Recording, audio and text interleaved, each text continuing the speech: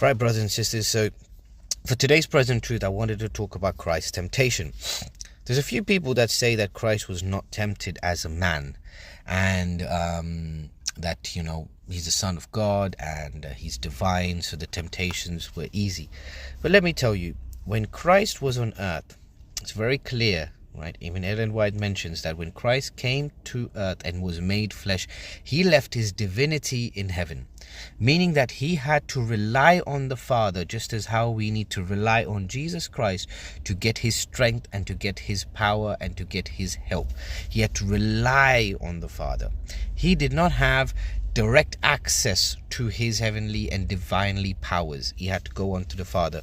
And Christ was tempted in three ways. The first way was appetite, the second was emotion, and the third was control. Okay, and we see those. So the first one, I'm only going to repeat what Christ answers, and you can see that. So the first one, and I'm reading from Luke.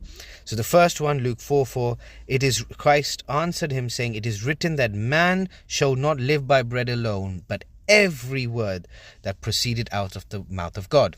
Okay, so bread, not only bread, but every word. So Christ was talking about spiritual food and not physical food. And don't forget, Satan tempted him after 40 days of fasting. So Christ was at his most vulnerable point.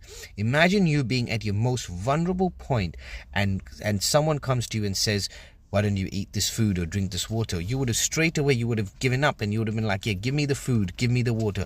Like we see in Esau, when he came to Jacob and said, "Give me the food," and he sold his birthright, kind of thing. Okay, so he was at his most vulnerable point. The second temptation, in Luke, it's a bit the other way around. So I'm going to go to verse 12 first. And this was where Satan says, "Jump off the cliff and you shall, and God will save you." And he says, "It is written that thou shalt not tempt the Lord thy God." Okay, so that is emotional. He was testing his emotional and spiritual faith in God. And finally was the lust of flesh, the lust of pride, the lust of power.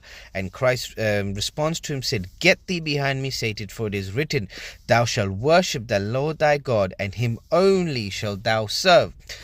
Basically meaning Satan was going to give him everything if he bowed down and worshipped him, but Christ responded with, again, thou shalt serve the Lord thy God, and him only shalt thou serve.